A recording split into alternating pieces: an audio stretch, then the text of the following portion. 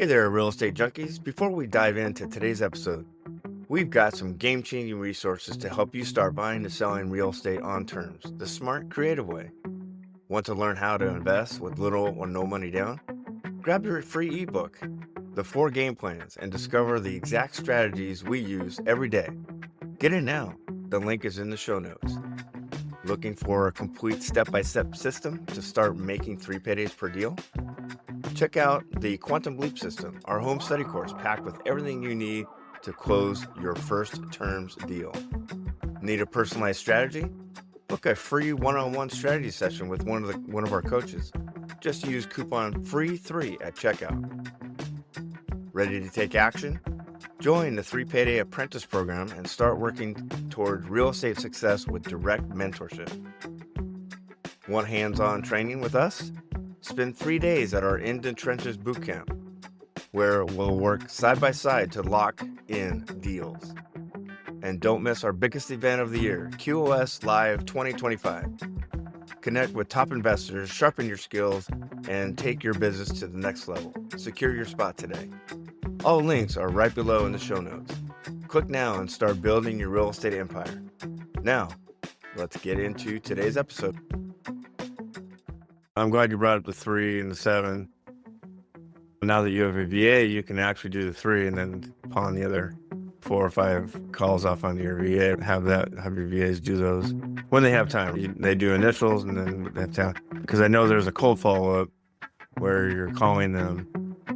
Because a cold, you can't really send out a text because we haven't really made contact with them because they haven't opted in. So that was very important that you said opted in. You got to make sure that these sellers are opting in, because if you're texting them without the opt-in, then we recommend not doing that because there's laws against it. So I'm glad you said that, Lance, because it's super important that they opt in, because then you can start sending texts and emails and it's not a problem. I had a VA where you put them in the cold follow-up and the VA was making those dials every 2 months. Hey, did you end up selling? Welcome back, everybody, to Real Estate Junkies Coast to Coast. I'm your co-host, Rusty Ham, on the West Coast. And I'm Rick Abbiati on the East Coast. Hey, Rick, this is a late podcast, right? It should have went out this morning, but I went out to Scottsdale Monday and Tuesday, so we didn't have time to film it. But on today, we're going to get you guys behind the scenes. So if you're on audio, it's just going to be audio. Sorry about that. So if you want to jump onto our YouTube channel and watch what we did in office hours today, we go over a couple deals and then we go over a contract. Rick, describe the contract part. So yeah, this particular contract was a Sub2 owner finance hybrid. So this is one where the seller has a first mortgage and it's an owner finance of their equity portion of it. So we do go through that, and you'll find that we do this repeatedly with our associates as coaches. We always go through their contracts and help them with it. And so I think that'll be very useful for people. Yeah. And then we go over another deal. We go over their motivation. We go through how many touches, right? How many touches these sellers are getting, because you don't get a deal on the first call, right? Not even on the second call, and for sure not on the third call. Usually it's 5, 6, 7 times that you're communicating with these sellers. And and we've talked about, this is the systems part of our podcast, right? We talk about skill sets, mindset, skill set, and system. This technically would be the systems part of the Genius model. And so go for it talk about REI Blackbook and what's coming up with them. Yep. And just for everybody's knowledge, office hours, we have that every Wednesday afternoon, and that is a general Q&A session. And of course, we have our masterminds and our Wicked Smart sit down and whatnot in our coaching sessions, but this is a general Q&A session. But as far as REI Blackbook, that's our CRM, and it's got our website built into it, all of our websites. And it's got AI built in. It's basically soup to nuts. And however, it takes a long time to configure all the workflows and install everything. And if you're not tech savvy, it can be a real nightmare. It can take hours to do. They're going to be releasing what they call our business in a box. So everything is, you provide them your LLC and your domain name, and they'll set up your website, do all the workflows, have everything set to go for you. Awesome. Yeah, so enjoy this office hours, and we will catch everybody on the other side. Rick, see you later, buddy. Great as always, Rusty. All right, bye. Yeah. Are you talking about the Sub2 one? Yeah. So it's a My Plus Leads expired listing. First reached out to the seller 3 months ago, said he wasn't interested, sent him my sell doc, had him on a warm follow-up through REI Blackbook, and he hit on like the second email. He called me back after his seller fell out of contract because they couldn't qualify for a mortgage. I seem to be his only lead right now to sell the house. A couple interesting things about it. It's zoned commercial in a residential neighborhood, and it's also in a heavily rented college area. So he's been renting out for the last 5 years to college students at $500 a month, more than market rent. So there's a couple of other exits there besides rent to own if we need. He was an initial lead from my VA, and then I followed up with him. And he's with a realtor, but he's willing just to pay the realtor out of his own pocket just to get it sold with me. So there's a couple good carrots with that deal. Yeah, what's the motivation? Why? Because we've done college deals in the past where we've rented out rooms to college students, and it can be pretty lucrative. I'm curious why the seller is selling, wanting to get rid of that sort of cash flow that he has. Yeah, he's planning with me out of the country. He's out of the country? Oh, okay. Yeah. Makes sense. Anybody have questions, comments on that piece of the lead? Kevin, you have Yeah, I had a question for Lance. When you talked about your warm follow-up, can you tell me what that looks like, how that works with REI Blackbook? Yes. When I set up REI Blackbook a little under a year ago, that it's just the standard, the base template that's set up for you, that Smart Real Estate Coach set up with REI Blackbook. And then there's a workflow in there called warm follow-up. And once you put your seller into it, it's going to send them text messages if they've opted in the text messages or emails on a periodic basis. So it's like once a month, and it alternates between a text message and a email. And it's just following up with them like, hey, have you sold? The verbiage on the either text message or the email changes from a little bit over time. And then I think the workflow goes on automatically for maybe a year, 8 months, something. And then the last task is for you to verify if the house sold. If it has not sold, restart the warm follow-up. And I've gotten quite a few leads I've been doing this a little under a year. And every once in a while, one of those will hit and you're like, hey, thanks for reaching out. I forgot about you. Yeah, let's talk about my house. Something like that. Over. Thank you. So I'm glad you brought that up, Lance. Thanks for the question, Kevin. So before Lance, REI Blackbook, what were you using, or did you go straight to REI Blackbook? Yeah, I went straight in. So I know they gave a presentation at the last QLS Live where I signed up for High Six, and I knew I was like in it all the way for 3 years. So I didn't want to start off like just putting my toe in the water. High Six right away, Blackbook. I was a little hesitant on the BA, but now I got her working 10 hours a week, and that's really what's pushed me over the top towards my lead goals.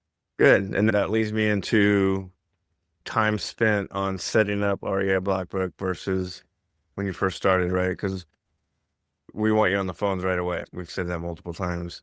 How did you, because you're pretty busy, right?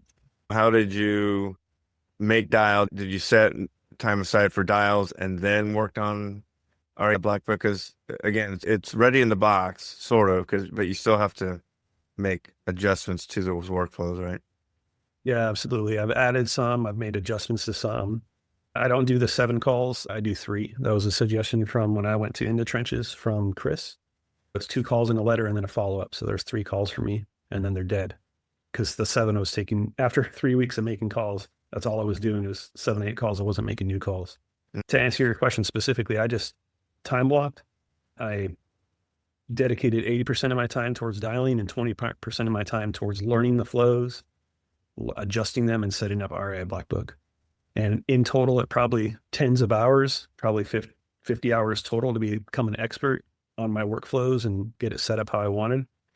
But it was spread out over time. Okay. And then I'm glad you brought up the 3 and the 7. Now that you have a VA, you can actually do the 3 and then pawn the other 4 or 5 calls off onto your VA. Have your VAs do those when they have time. They do initials and then they have time. Because I know there's a cold follow-up where you're calling them. Because a cold, you can't really send out a text because we haven't really made contact with them because they haven't opted in. So that was very important that you said opting in. You got to make sure that these sellers are opting in, because if you're texting them without the opt-in, then we recommend not doing that because there's laws against it. So I'm glad you said that, Lance, because it's super important that they opt in, because then you can start sending texts and emails and it's not a problem. I had a VA where you put them in the cold follow-up and the VA was making those dials every 2 months. Hey, did you end up selling? Hey, did you end up selling?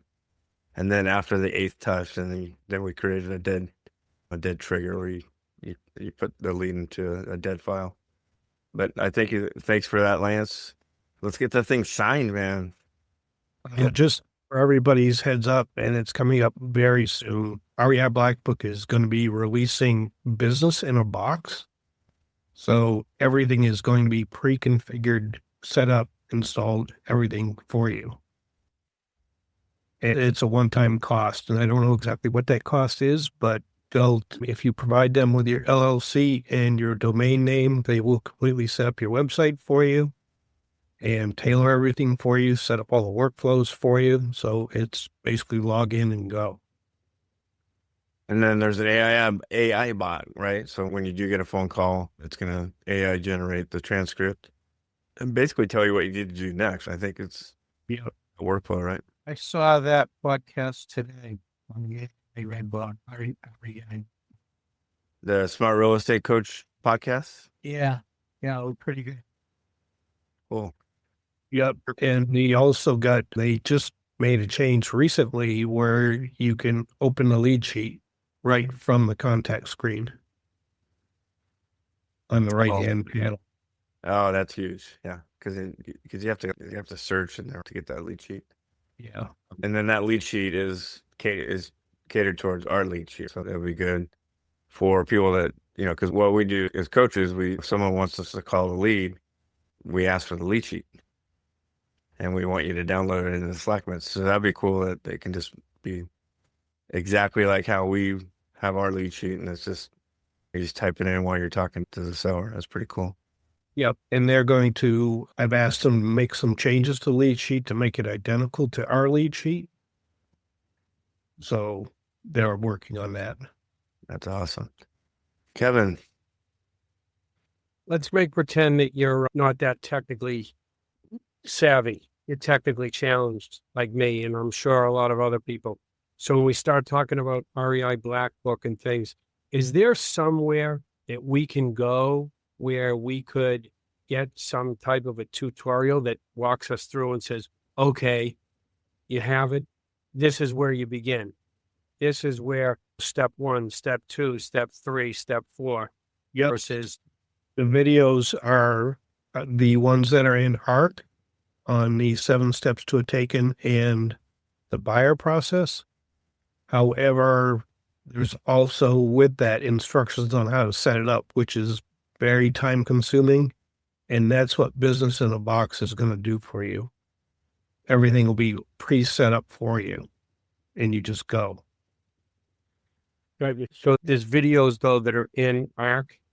Yeah. That will walk us through. Yep. Okay. Do you know how much they're going to charge for that yet? I don't.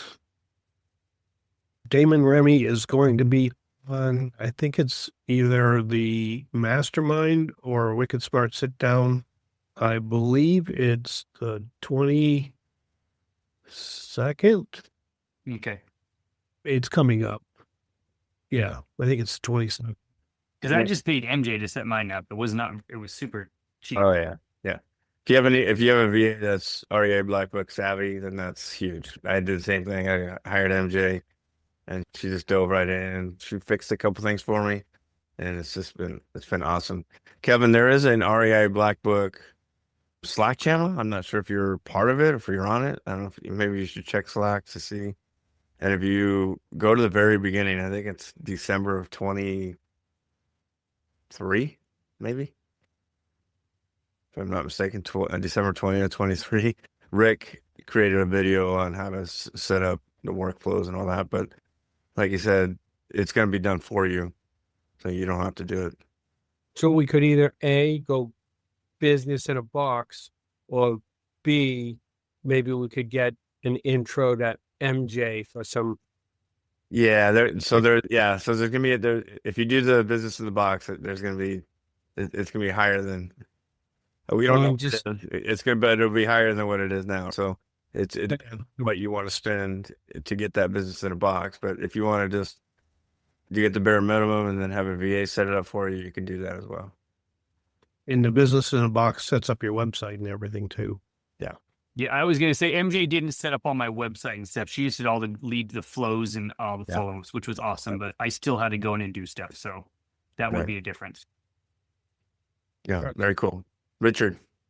Is there somewhere where I can get the transcript or the videos that are in the associates of the different?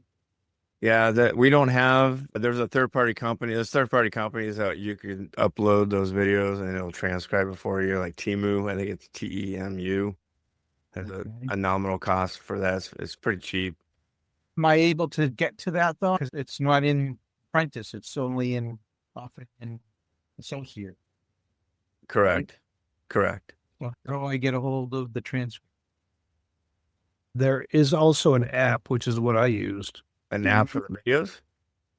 No, an app where you just play the video and it's called Otter for your phone. OTTER. Otter. Yeah. So Richard, what he's saying is go to their website, Original RE, and then click on the videos, and then just record it into your phone, and it'll transcribe it for you.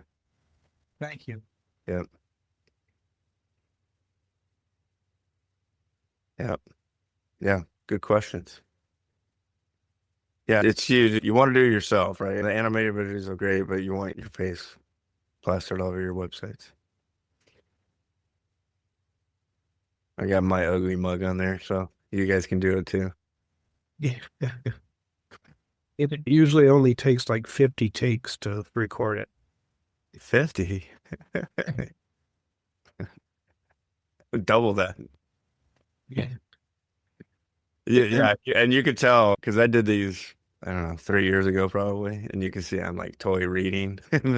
Probably should redo it since I'm more confident now.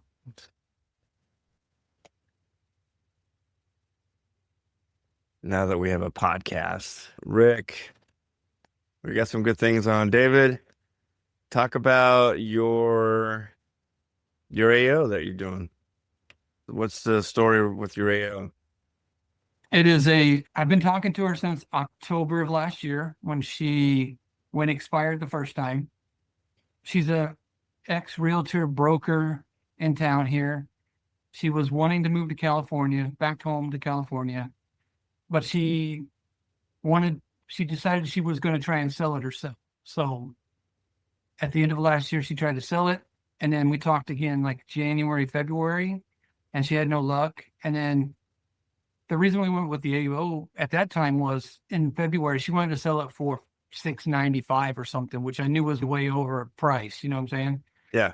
And she was looking to rent it. And her other option was, I'm just going to rent the rooms. And I'm like, okay, I can get you better if you're interested. And so we talked about that. And then she kind of latched onto the AO. And now 3 months later, she's back to reasonable at the 500 price. Yeah. But she still is, I may just rent the rooms. I don't know. I'm like, she's trying to work all these different angles all at one time. And I'm like, you got to just pick one and go with it for a little bit. She is talking that she had just gotten done working with 3 different realtors with 3 different contracts who could sell it first type thing. And that didn't work out. She's all over the place on what she thinks she's going to sell this or how she's going to sell it. So. Okay. Yeah. So So- describe that. Same as Lance. Describe that. So first contact was October of 24. Correct. What was the process? Like, what were your touches? Describe that, how that process worked. Let me see if I remember. I believe I think I just did the calls. I don't remember how many calls I made. Hold on, hang on a second. Let me pull her up. So you're basically just every once in a while you'd call her and say, hey, how's it going? Did you sell your property yet? Type of things. Exactly. I think the first call was I think it was an expired, was she looking to sell it? And she was. But then she blew me off a little bit. So in that first call. So I don't even remember. I can't even, where's she gone? Oh, okay. I don't remember the history behind this exactly. Now that you asked me. Yeah, putting you on the spot. The moral of the story is that you contacted her first in October. You just kept in touch with her. And now you're solving a problem, right? She thought she can do this. She thought she can do that. At the end of the day, and this is for everybody, right? Just because somebody ghosts you, and that's why we pull back. That's why we teach you guys to pull back, because things like this happen, right? So it's super important. So AO 500, you're going to upsell it, get a tenant buyer in there, split the down payment, hopefully create some cash flow for her, and then get it Correct. cashed out in 24 months. It is free and clear. She owns it outright. Tried to go the owner finance route first, and she didn't like that. She didn't want to go long term. And that was the other thing in the February call, was she wanted to go shorter term as well. So Yeah, we've talked about that too, right, Rick? Those are, if they want money up front, if they want a shorter term, then we usually, like in our area, me and Janice, all we do is talk to $1 million people. So it's usually, that's our radar. Our radars go up once we talk to somebody.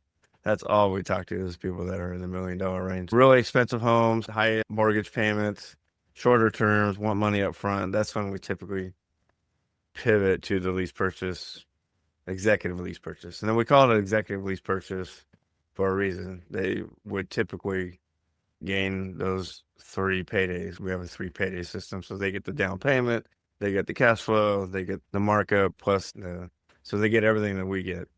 So that's why we call it an executive lease purchase. Kevin. Oh, there it is. Easy question for you guys. I get somebody on the phone. I go through the initial dial.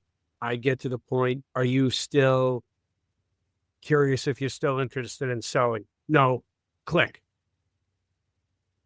Okay. What do you call them right back and say, geez, we got disconnected? Do you just blow it off? What would you do? How do you handle it? People are different. Chris says sometimes he'll call back just if he's in a good mood and he wants to laugh. He'll call him back, right? And he'll say, hey, we got disconnected. And some people will say, no, you didn't get disconnected. I hung up on you. And then you have a nice laugh about it. So you could, if you're like the other day when you were super tired, you probably wouldn't do that. But if you're in a good mood after you went golfing, I call them back. yeah, call them right back. Say, hey, we got disconnected. Usually they don't answer. That's good. That's fine. Just leave a message.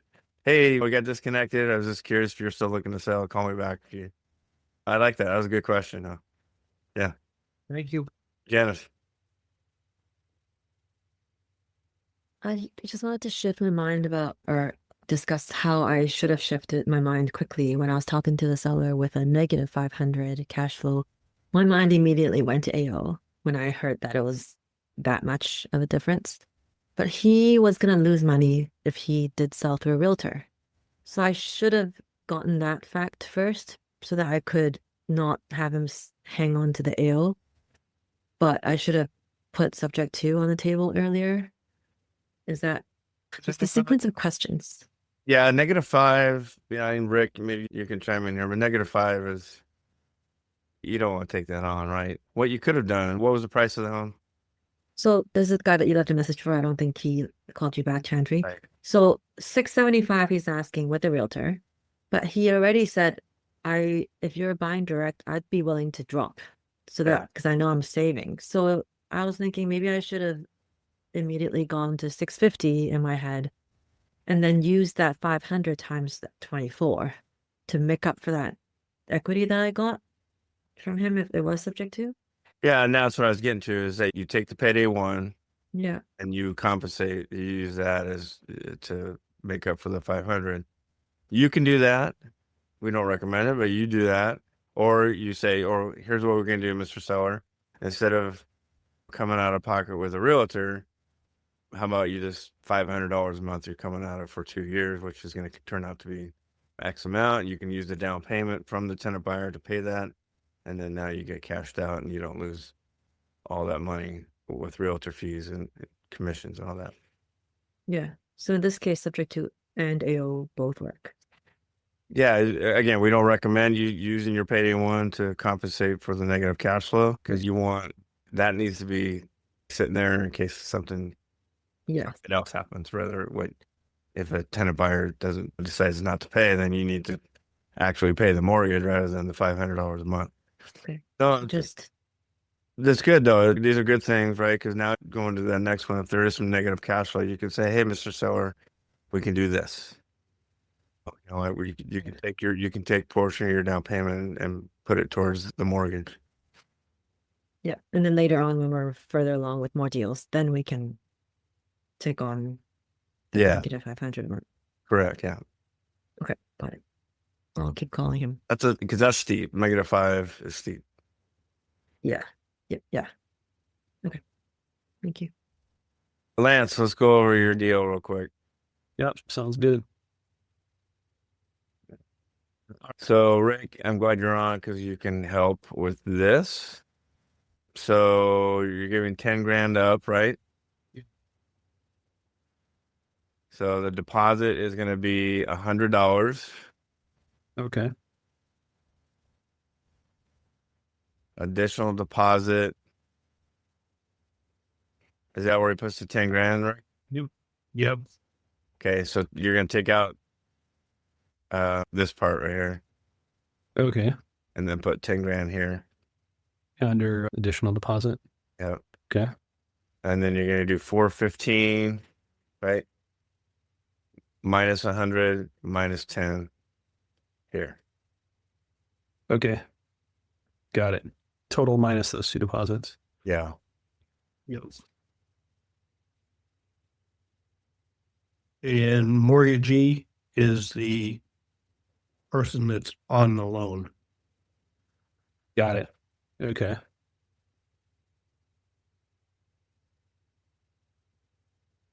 Okay. All right, so we'll begin making payments. Due. That's 30 days after closing. Or you can put 1 month after closing. Okay, that's the next month, but they just put 30 days so in case it closes later. No, because it's going to be commencing. You're paying it in arrears. Okay. So yeah, so I put the close on June 12th or something like that. yes, And- every July 12th. Yeah, you want the 15th. So make the payment on the 15th. Yep. Okay, whatever 30 days is. If it's going to close then in June, beginning of June, then you want to put the 15th day of July. Okay. Even if his payment's due July 1st, so he would make that first payment then? No, He would make that Because- July payment. you have a grace period. Okay. But you can put on or before the 15th day of July. On or before. Okay.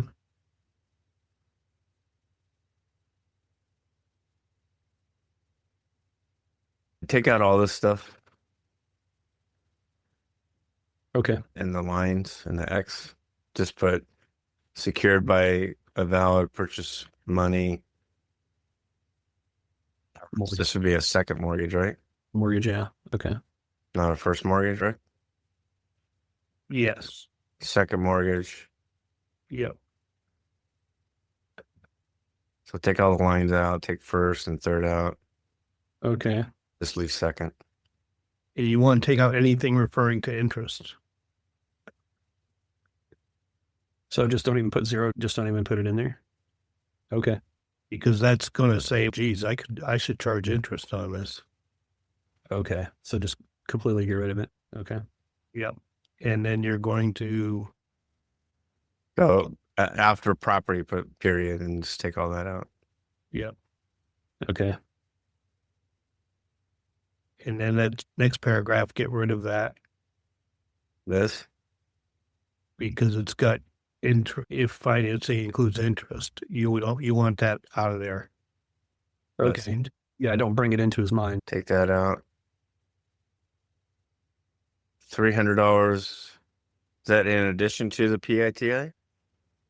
Yeah. So that's me making a payment on his seller financing. His portion of seller financing. Yep. And I would put again 15th day of each month. 15th day. Okay.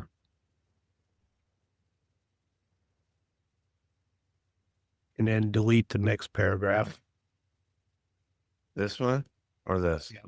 No, just that one.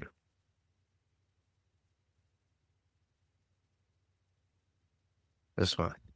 So we're 48 months paragraph after that. Okay.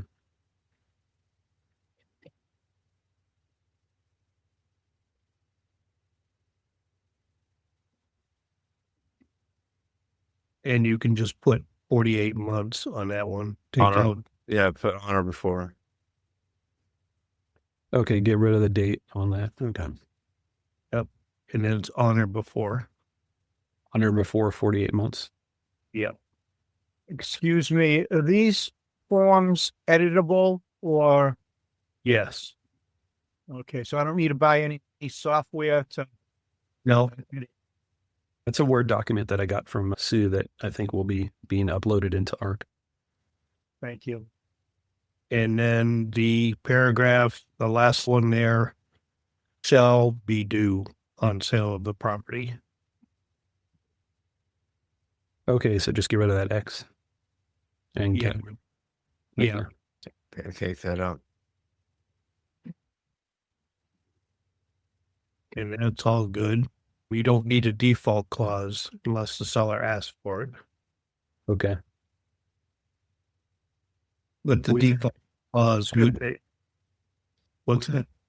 We've had big conversations about, okay, what happens if you don't make payments? And I gave him the standard, but we don't miss payments. We're in business to make money, like what we usually say. Yeah.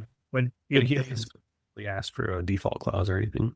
yeah, if they were to ask for one, it's just going to be Roman numeral 5, and it just says that basically it says that if the buyer payments are more than 31 days late, and I'd say 3 times over the period of the term, then the deed automatically transfers back to the seller. But So this is 4. You just make a 5th one. Roman number 5 underneath that. Okay. Yeah. Would you still leave in that line number 3 about that it should be credited to interest first and then principal? Or just adjust, so it just says directly to principal or something? yeah, you put it directly to principal. Okay. Good catch. Thanks, Brian.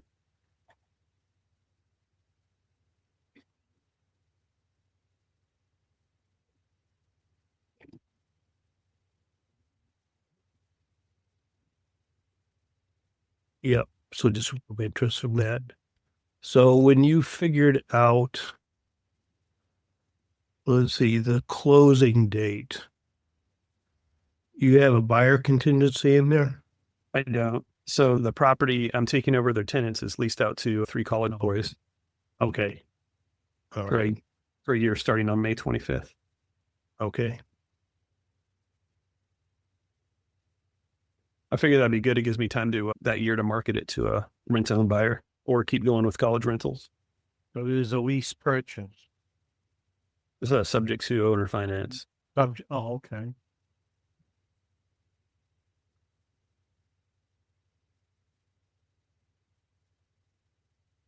Under costs, just get rid of all those lines and the X's. Okay. And buyer shall pay for title insurance. So take that out.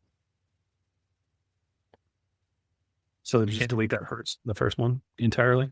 Take that out.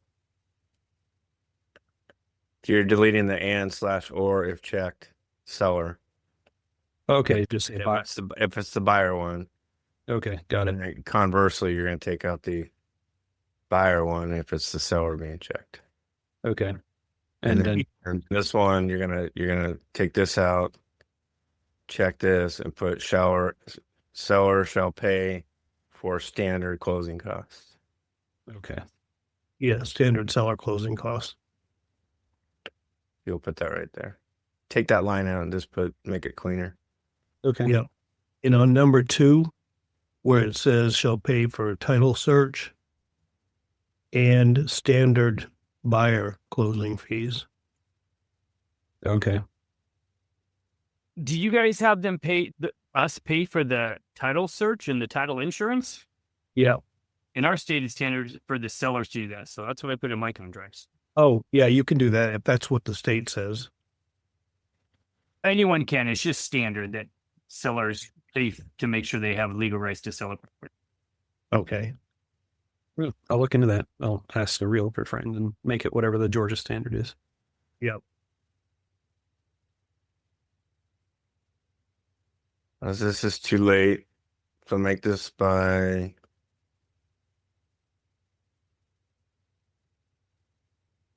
Christmas Day, €72, so Saturday the 17th. Okay. You want FOMO, right? You want them to sign it as soon as possible. Yeah. So 3 days from whenever I sent it to him. But it can be flexible. We just don't let that. No, yeah, I get that. You want to create that urgency. Yeah.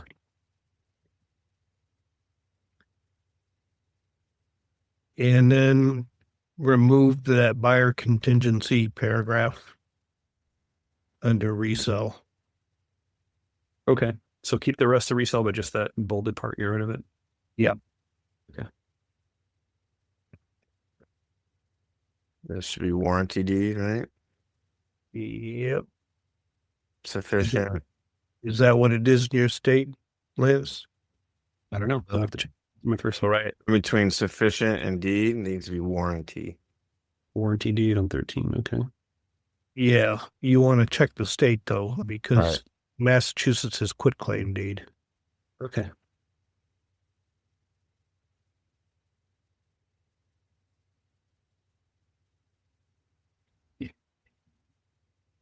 And the rest of that is pretty standard stuff. Yep. You're not inheriting any tenants or anything like that, right? Yeah, I am taking over the tenants. Oh. Need to put that in there. Okay. I thought that was already up further in the document. Oh, It you're right. I think it's in. talked about getting the security deposit, all that kind of stuff. Yep. Yeah. Okay. So what do you have down here? That's the note that Rick told me to put in there about the land contract. Because the Okay. owner's concern about title transferring prior to the mortgage being paid off. Okay. Yep. The attorneys take care of that part.